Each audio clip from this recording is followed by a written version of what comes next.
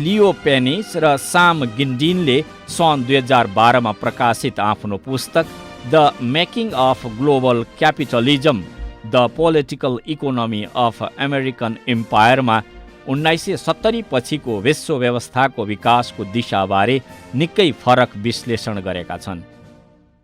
पुँजीवादको पछिल्लो सङ्कट 1970 को सङ्कटका कारण अमेरिकी प्रभुत्व तत्काल पतनतर्फ गएको होइन, बरु यो सङ्कट पछि अमेरिकी प्रभुत्वमा सुरु भएको विश्व वित्तीयकरणले पुँजीवादी प्रणालीलाई विश्वव्यापी बनाएको छ।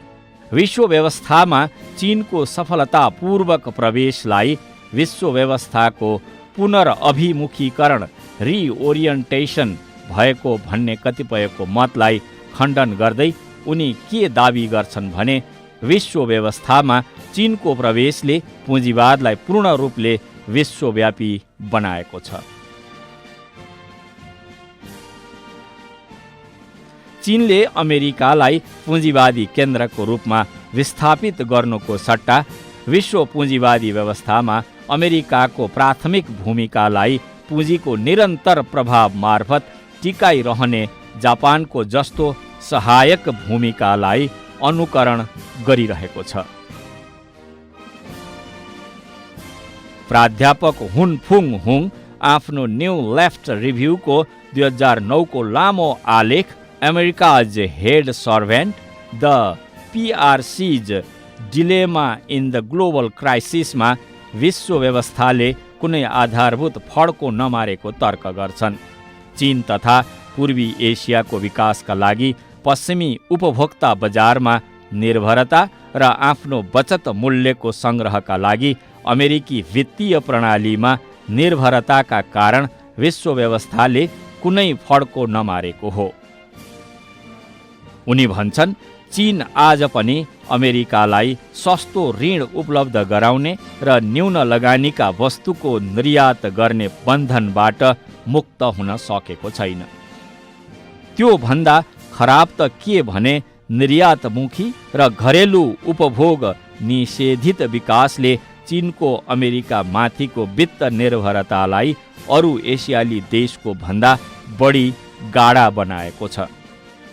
यी विश्लेषणहरूले विश्व व्यवस्थामा अमेरिकी प्रभुत्व नै कायम रहेको जिकिर गर्छन्।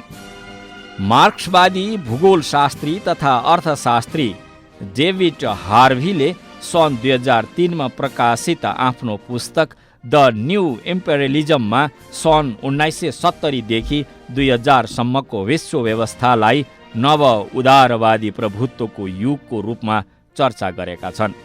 तर उनी के पनि भन्छन् भने अमेरिकी प्रभुत्वको यो व्यवस्था सङ्कट उन्मुख छ र सङ्कट निकै गहिरो छ। यो सङ्कट विश्व प्रभुत्व स्थापित गर्नका लागि अमेरिकाको वित्त पुँजीमा अधिक या सन्तुलित निर्भरताबाट उत्पन्न भएको हो। उनी प्रभुत्व र सङ्कटको यो सम्बन्धले विश्व व्यवस्थालाई बदलेको प्रमाण नै दिन्छन्।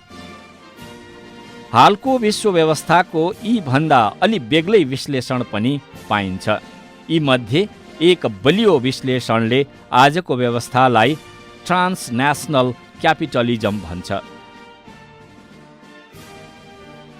विश्लेषक रबिन्सन ह्यारिजका अनुसार 1970 को विश्व पुँजीवादी व्यवस्थामा भन्दा आजको व्यवस्थामा यस्ता भौतिक अवस्थाहरू विकसित भएका छन् कि बुर्जुवाहरू एउटै राष्ट्र राज्यमा बाँधिएका हुँदैनन्। अर्थात् बुर्जुवा र तिनको पुँजी एकैचोटि धेरै देशहरूमा हुन्छ। पुरानो अन्तर्राष्ट्रिय पुँजीवादमा वर्ग सम्बन्धलाई राष्ट्र राज्यले मध्यस्थता तथा व्यवस्थापन गर्थ्यो भने आजको अवस्थामा यसले राष्ट्रका सीमालाई नाघेको छ। यो प्रक्रियामा एकतर्फ विश्व बुर्जुवा र अर्कोतर्फ विश्व सर्वहारा वर्गको निर्माण भइरहेको छ। वित्त र माल वस्तुको विश्वव्यापीकरण त पुरानै कुरा हो, तर आजको पुँजीवादको विशिष्टता भनेको उद्यमशील पुँजी प्रोडक्टिभ क्यापिटलको विश्वव्यापीकरण हो।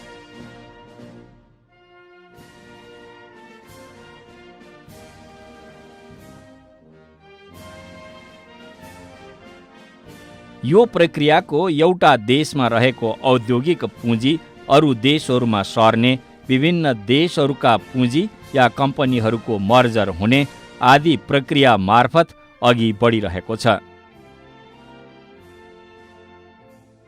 त्यसो हो भने राष्ट्र राज्यको भूमिका के हुन्छ त? राष्ट्र राज्यको अस्तित्वको औचित्य के हुन्छ त? अर्का विश्लेषक लेस्ली स्क्लियरले हालको पुँजीवाद मूलभूत रूपले 4वटा TCC ट्रान्सनेसनल क्यापिटलिस्ट क्लास मार्फत अघि बढिरहेको विश्लेषण गरेका छन्।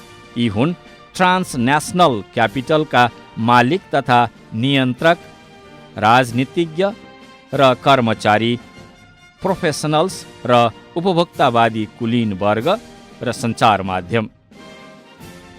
तर यी विश्लेषणभन्दा बेग्लै दाबी गर्छन् भारतका मार्क्सवादी विश्लेषक प्रभात पटनायक र उत्साह पटनायक। आफ्नो सन् 2017को पुस्तक अ थियोरी अफ इम्पेरियलिजममा हालको परिस्थितिमा पनि आधारभूत रूपले उपनिवेशकालीन साम्राज्यवादी संरचनागत सम्बन्ध स्ट्रक्चरल रिलेसनको निरन्तरता रहेको तर्क गरेका छन्। यस संरचनाको सार के हो भने केही केन्द्रहरू प्रभुत्व भएको पुँजीवादी व्यवस्थाले यसरी काम गरिरहेको हुन्छ कि यसले तेस्रो विश्वका परम्परागत साना उत्पादकहरूलाई दरिद्र बनाउँछ।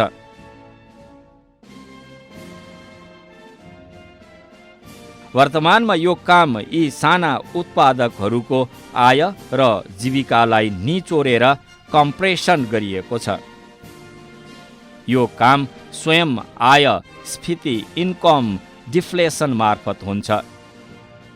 लामो विश्लेषणपछि उनी के निष्कर्ष निकाल्छन् भने साम्राज्यवादी सम्बन्ध हालको पुँजीवादलाई कतिपयले तर्क गरे जस्तो अनावश्यक होइन, झनै आवश्यक भएको छ।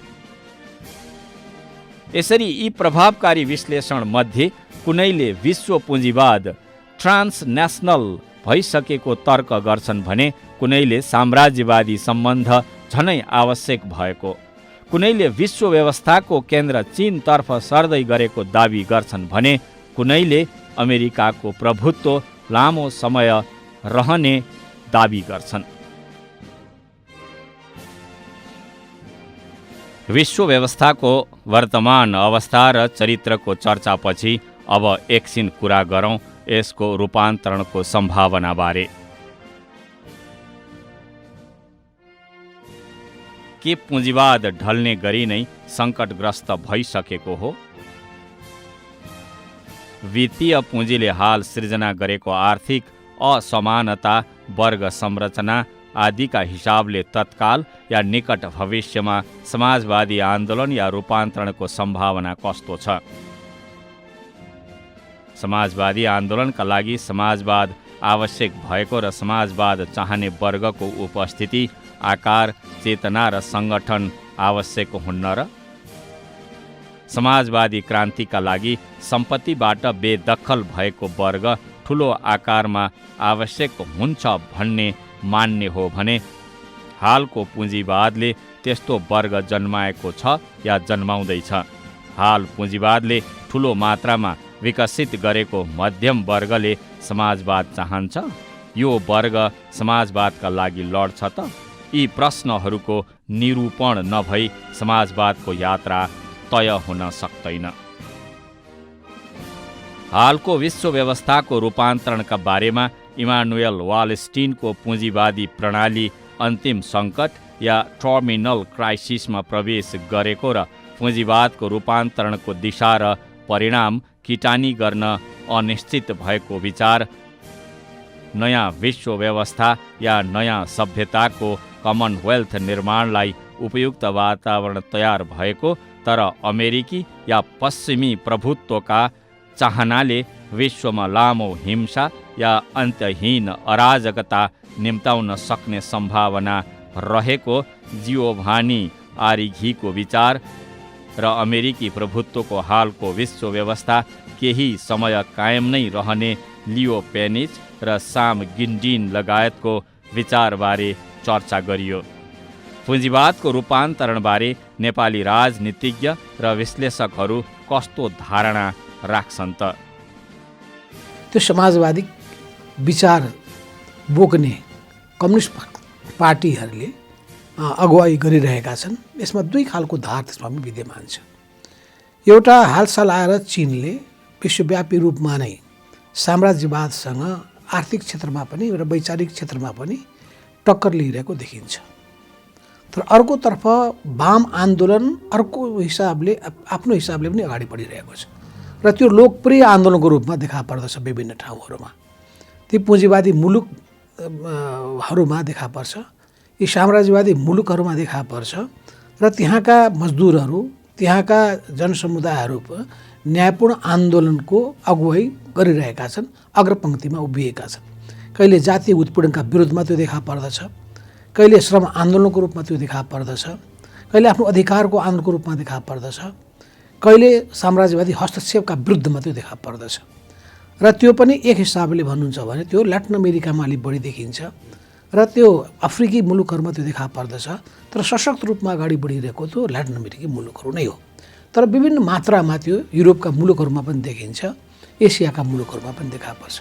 तर समाजवादी शासन व्यवस्था भएका मुलुकहरूले आफ्नो ठाउँमा समाजवादलाई जोगाएका छन्, समाजवादी व्यवस्था स्थापना गर्ने दिशामा अगाडि बढेका छन्। तर उनीहरूले प्रत्यक्ष वा परोक्ष रूपमा विश्व समाजवादी आन्दोलनलाई पनि प्रेरित गरिरहेका छन्, प्रेरणा दिइरहेका छन्, उत्साहित गरिरहेका छन् र विभिन्न हिसाबले सरसहयोग पनि गरिरहेका छन्।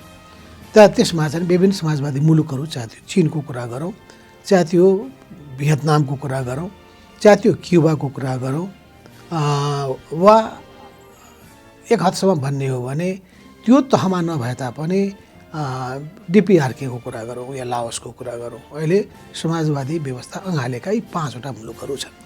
तर कम्युनिस्ट पार्टीको प्रत्यक्ष वा परोक्ष नेतृत्वमा विभिन्न मुलुकहरूमा शासन सत्ता पनि, वामपन्थी शासन सत्ता पनि रहेको छ र त्यो उनीहरूले आफ्नो आफ्नो देशको विशेषता अनुरूप अगाडि बढिरहेका छन्।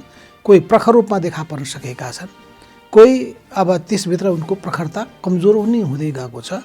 तर यी सबैका बावजुद पनि आन्दोलन सशक्त रूपमा अगाडि बढिरहेको छ। त्यस हुनाले तपाईँको भनाइको म निचोडमा जान चाहन्छु।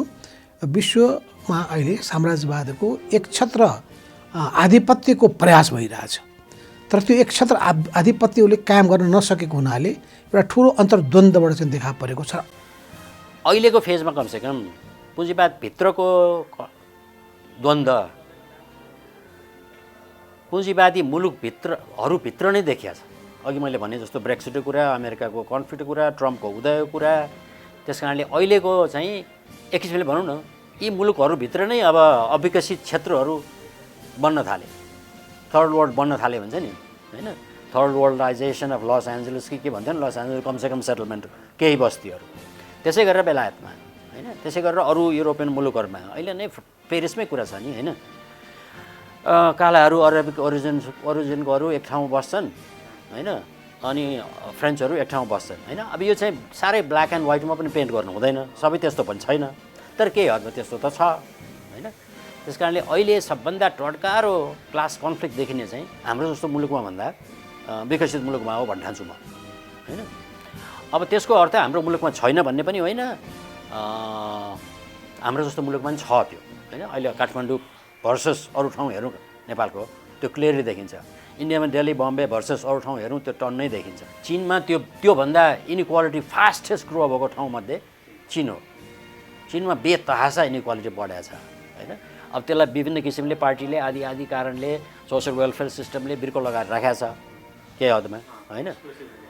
बिर्को लगाएर राखेको छ। त्यो बिर्को कहिलेसम्म लगाइराख्न सकिन्छ त्यो भन्न गाह्रो छ, है? त्यस कारणले जति डेभलप हुँदै गयो इनइक्वालिटी त्यति नै बढेको जस्तो देखिन्छ गएको 200-300 वर्षमा, होइन? क्यापिटलिजममा जति माथिल्लो बिन्दुमा चढ्दै गयो त्यति मुलुकमा इनइक्वालिटी बढेकै देखिन्छ। अब यो हुनु स्वाभाविक पनि छ, किनकि अब विभिन्न अध्ययनले देखाएको छ कि प्रफिटबाट प्रफिटमाथिको रिटर्न त्यो वेज इन्क्रिज भन्दा कति गुणा बढी हुन्छ होइन। क्यापिटलिजम बढ्दै गर्दाखेरि प्रफिटबाट जति नाफा लिन सकिन्छ त्यो वेज रेट, स्यालेरी रेट वा अरू किसिमबाट आउने रिटर्न त्यति छिटो बढ्दैन होइन। त्यसै कारणले हामी त्यो 1% को कुरा थियो नि न्युयोर्कमा होइन, त्यो वाल स्ट्रिट वरिपरि त्यो आन्दोलन भएको होइन, त्यो 1%मा हरेक मुलुकमा त्यो 1%मा केन्द्रित देख्छौँ हामी अब त्यो क्यापिटलिजमको बेनिफिट है। केही हदमा त्यो काठमाडौँमै देखिन्छ है। अब यो तथ्याङ्क मलाई थाहा छैन, तर ठ्याक्कै थाहा छैन, तर भन्ने गरिन्छ कि 2/3 of all deposits, bank deposits are in Kathmandu. देशभरिको 2/3 अफ अल ब्याङ्किङ डिपोजिट्स चाहिँ काठमाडौँमा छ होइन। भनेपछि त्यो इनइक्वालिटी टन्न देखिन्छ। तर एक्सप्लोड हुने चाहिँ कि त क्लास कन्फ्लिक्ट एक्सप्लोड हुने कि त म चाहिँ नि त्यो विकसित मुलुकमा देख्छु कि त बिचको मुलुकमा जस्तो कि ब्राजिलमा वा साउथ अफ्रिकामा है, rather then in countries like ours, हाम्रो मुलुकमा भन्दा त्यस्तो ठाउँमा बढी सम्भावना देख्छु। चीनमै बढी सम्भावना देख्छु होइन। अब के चाहिँ अहिलेसम्म साह्रै विधि नदेखिया चाहिँ क्लास कन्फ्लिक्ट नदेखिया चाहिँ के हो भने अब क्यापिटलिजम ग्लोबल छ तर क्लास कन्फ्लिक्ट चाहिँ नेसनल छ होइन। क्लास चाहिँ अब राष्ट्रिय चरित्रको भयो। मार्क्सले भने workers of all countries unite होइन, तर क्यापिटलिस्ट चाहिँ युनाइट भयो वर्ल्डभरि, अल कन्ट्रिजको क्यापिटलिस्ट युनाइट हुने, तर वर्किङ क्लास चाहिँ विभाजित भएर रहने मुलुकभित्र, उद्योगभित्र ट्रेड युनियन पनि कमजोर भयो होइन, आफ्नो फर्मभित्र होइन। त्यो चाहिँ साँगुरिने, ऊ चाहिँ फैलिने, यो चाहिँ साँगुरिने क्रम हिस्टोरिकली भयो है। अब त्यो क्रम ननागुन्जेल त्यो workers of all countries unite हुने सम्भावना चाहिँ एकदमै न्यून छ होइन। त्यस कारणले ग्लोबलाइजेसनको एउटा पाटो त्यो हुनसक्थ्यो होइन। क्यापिटलिजम मात्र ग्लोबलाइज हुनुपर्ने केही कारण छैन। वर्करहरू पनि त्यसरी ग्लोबलाइज हुनसक्थे। अब कहिलेकाहीँ यो देखिन्छ कुनै सेमिनारमा होइन, के हुन्छ नि यो सेमिनार ब्राजिल पनि भएको, के भन्छ त्यसलाई, पोर्ट एलेग्रेमा भएको थर्ड वर्ल्ड फोरम यस्ता कुराहरू देखिन्छ कहिलेकाहीँ। तर त्यो चाहिँ मोरलेस कहिलेकाहीँ एउटा के भन्ने सेमिनारमा सीमित, स्पोराडिक सेमिनारमा सीमित, कुरामा सीमित होइन, काममा भन्दा त्यस्तो भएको देखिन्छ। र त्यो भइराख्ने सम्भावना लामै कालसम्म छ भन्ने ठान्छु। अहिले त्यो क्यापिटलिजम जसरी वर्ल्ड वाइड भयो, हुनसक्यो, त्यो वर्करको अर्गनाइजेसन त्यसरी वर्ल्ड वाइड हुने सम्भावना छैन। साम्राज्यवाद पनि सङ्कटग्रस्त भएको तर समाजवाद पनि हाबी नभइसकेको त्यो अवस्था चाहिँ अहिले देखिन्छ। अब त्यो मध्यम वर्ग अलिकति राइज हुने र त्यसले भूमिका खेल्ने भन्ने कुरा त छ, फेरि पनि त्यो अन्तिममा गएर वर्ग सङ्घर्ष हुने चाहिँ त के हुन्छ भने पुँजीपति वर्ग र हरेक देशमा पुँजीपति र सरबारा वर्गको बिचको सङ्घर्ष हुन्छ, पुँजीपति र मजदुर वर्गको बिचको। किनभने त्यो अहिले चाहिँ वेज को जुन चाहिँ समस्या छ त्यो चाहिँ अहिले धेरै बढेर गएको छ, त्यसको फासला धेरै बढेको छ। त्यसकारण गरिब धेरै, अहिले तपाईँले भन्नुभयो जस्तै गरिब झन्झन धेरै गरिब हुँदै जाने अनि धनी चाहिँ झन्झन धनी हुँदै जाने नै ट्रेन्ड चाहिँ बढी नै छ। यो बिचको जो मध्यम वर्ग छ त्यो चाहिँ अनस्टेबल हुन्छ, त्यो स्टेबल हुँदैन र त्यसले मेजर रोल पनि प्ले गर्दैन। र मुख्य रोल प्ले गर्ने भन्ने त दुइटै शक्तिहरू नै हुन्छ। आखिर चाहिँ त्यो माथिल्लो वर्गले चाहिँ क्रिएट गरेको र उसको सम्बन्ध चाहिँ उसैसँग हुन्छ र यो मध्यम वर्ग भएको हुनाले त्यसको पनि दुईटा तबका हुनसक्छ।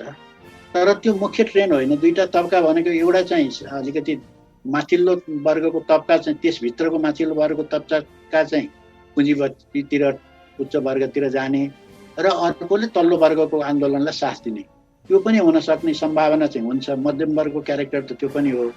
तर मुख्य ट्रेन्ड चाहिँ के हो भनेदेखि पुँजीपति र सरबारा वर्गको बिचको अन्तर्विरोध हो।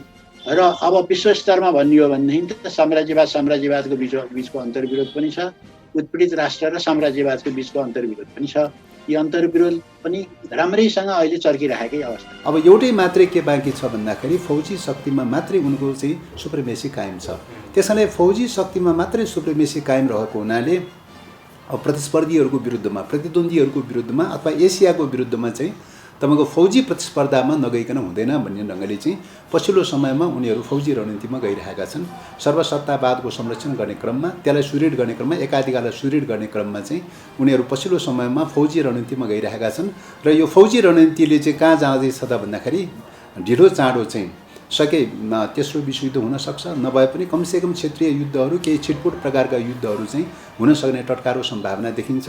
र त्यस प्रकारको युद्धबाट चाहिँ तपाईँको चाहिँ अब यो युद्धबाट चाहिँ तपाईँको अब विकासको चाहिँ केन्द्रबिन्दु, सभ्यताको केन्द्रबिन्दु, विकासको केन्द्रबिन्दु, पुँजीको सङ्केन्द्रणको केन्द्रबिन्दु पनि तुलनात्मक रूपले सबै कोणबाट चाहिँ एसिया सर्दैछ भन्ने देखिन्छ, एसिया केन्द्रबिन्दु बन्दैछ भन्ने देखिन्छ। र पश्चिमाको सुप्रिमेसी एसिया सर्न खोजिरहेको हुनाले यो कुराबाट चाहिँ पश्चिमा शक्तिहरू छटपटी भएर एसियाका विरुद्धमा चाहिँ कुनै न कुनै ढङ्गले फौजी कारबाहीमा गइरहेको छ। त्यसले गर्दाखेरि युद्धका सम्भावनाहरू, युद्धका चाहिँ सङ्केतहरू देखिरहेको छ।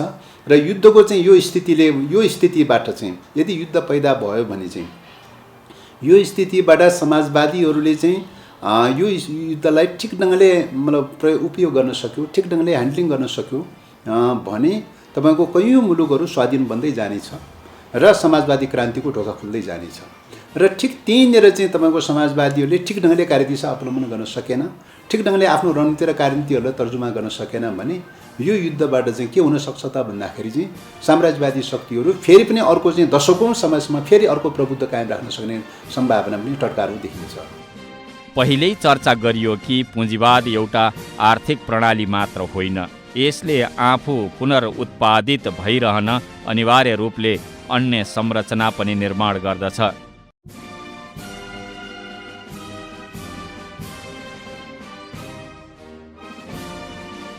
यी मध्ये आज हामी पुँजीवादमा सैनिक शक्तिको महत्त्वबारे छोटो चर्चा गर्छौँ।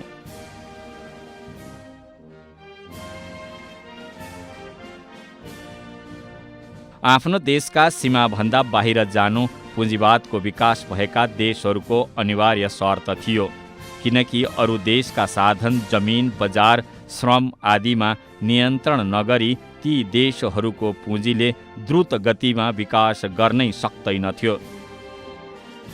पुँजीवादी देशहरूले अभ्यास गरेको उपनिवेशवाद यसको अकाट्य प्रमाण हुन्। भारतकै औपनिवेशिक अनुभवले पनि यो बताउँछ कि बेलायतको औद्योगिकीकरण र पुँजीको विकासका लागि भारतको शोषण असाधारण रूपले गरिएको थियो। यस प्रयोजनका लागि सैनिक बल, कानुन, षड्यन्त्र र सबै अनैतिक र अमानवीय विधिहरू कसरी व्यापक रूपमा प्रयोग गरे भन्ने कुरा उदारवादी लेखक शशि थरूरले आफ्नो पुस्तक एन एरा अफ डार्कनेसमा सविस्तार उल्लेख गरेका छन्।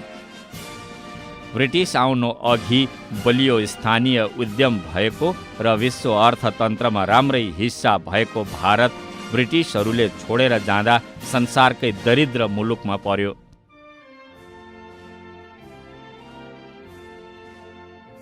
विश्व व्यवस्थामा जसको हिस्सा 2% हाराहारीमा मात्रै थियो। भारतबाट लुटिएको अथाह सम्पत्तिले बेलायतको पुँजी विकास तथा औद्योगिकीकरणमा उल्लेख्य योगदान गरेको थियो। भारत र अन्य उपनिवेशबाट गरिएको यो लुट बिना बेलायतमा पुँजीवादको विकास असम्भव थियो। अरू कैयन उपनिवेशमा पनि यही नियम लागू गरिएको थियो। यसरी देशहरूलाई विभिन्न किसिमले नियन्त्रणमा लिन सैनिक बल आवश्यक हुने नै भयो।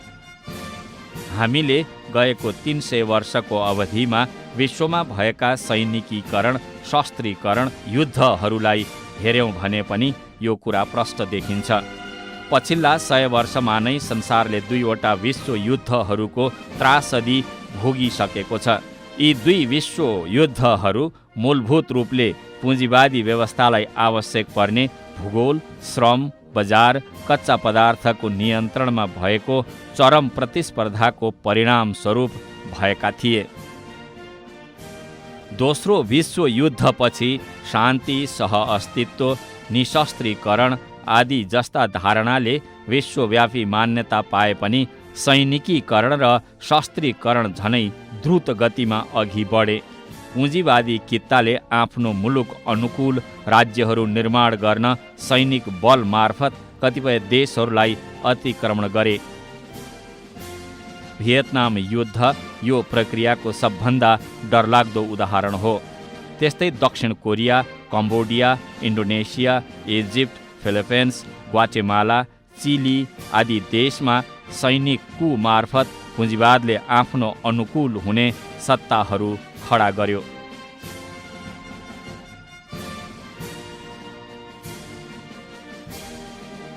त्यस्तै पुँजीवाद सदाका लागि विजय भयो भनेर भनिएको 1990 पछिको युगमा पनि हामीले खास गरेर आजको अर्थव्यवस्थामा अत्यन्तै महत्त्वपूर्ण मानिएको तेल भएका राष्ट्रहरू इराक, अफगानिस्तानमाथिको कब्जा र भेनेजुएला, बोलिभिया, इरान आदि माथिको निरन्तर कुको प्रयत्न देखेकै छौँ। जतिसुकै भूमण्डलीकरण या ग्लोबलाइजेसन र विश्वग्राम या ग्लोबल भिलेजको कुरा गरे पनि पुँजीवादको चरम प्रतिस्पर्धाका देशहरूको सैनिक क्षमताको अभिवृद्धि, अणु अस्त्रको आधुनिकीकरण, सैनिक अलायन्स निर्माण आदि आजको विश्वका यथार्थ हुन्। हाल विश्वको सैनिक अवस्था यति भयानक छ कि पुँजीवादी व्यवस्थाको केन्द्र अमेरिकाका लगभग 800 भन्दा बढी सैनिक क्याम्पहरू विदेशी भूमिमा छन्। सबैभन्दा खतरनाक के भने औपचारिक दस्तावेजमा नै अमेरिकाले चीन, रसिया, उत्तर कोरिया, इरानलाई आफ्नो प्रतिद्वन्द्वीको रूपमा किटान गरेको छ। ती क्षेत्रहरूमा आफ्नो प्रभुत्व र प्रभावलाई पुनर्स्थापित गर्न सैनिक गठबन्धनका मित्रहरूलाई बलियो बनाउने र नयाँ साझेदारहरू आकर्षण गर्ने नीति लिएको छ। अमेरिकी सुरक्षा रणनीतिले अमेरिकाको प्रभाव विस्तारको मुख्य अङ्ग सैनिक शक्तिलाई मान्दै त्यसको अग्रगामी उपस्थितिलाई निरन्तरता दिने नीति लिएको छ। त्यस्तै अमेरिकी प्रतिरक्षा रणनीतिले घातक सैनिक शक्ति, आणविक क्षमता आदिको अभिवृद्धि गर्ने लक्ष्य राख्दछ।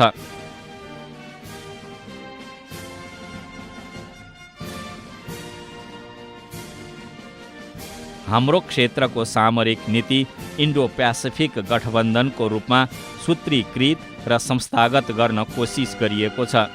इन्डो प्यासिफिक रणनीतिले अमेरिका र यस क्षेत्रका आफ्नो गठबन्धन मित्रहरूको युद्ध क्षमता बढाउने र अमेरिकालाई सर्वश्रेष्ठ सामरिक शक्ति बनाइराख्ने लक्ष्य राखेको छ। सैनिक क्षमताको अभिवृद्धि एउटा वा दुईटा राष्ट्रहरूमा मात्र होइन, आर्थिक विकास गरेका या गर्दै गरेका चीन, भारत, दक्षिण कोरिया, रसिया, ब्राजिल आदि सबै जसो राष्ट्रहरूले गरिरहेका छन्। थप खतरनाक त के छ भने संसारका अणु शक्ति भएका राष्ट्रहरूले अणु अस्त्रको आधुनिकीकरण महत्त्वका साथ गरिरहेका छन्। इतिहास र वर्तमानका अनुभवहरूबाट के भन्न सकिन्छ भने सैनिक शक्ति पुँजीवादको विकास, विस्तार र अस्तित्वका लागि अनिवार्य शर्त थियो र छ पनि।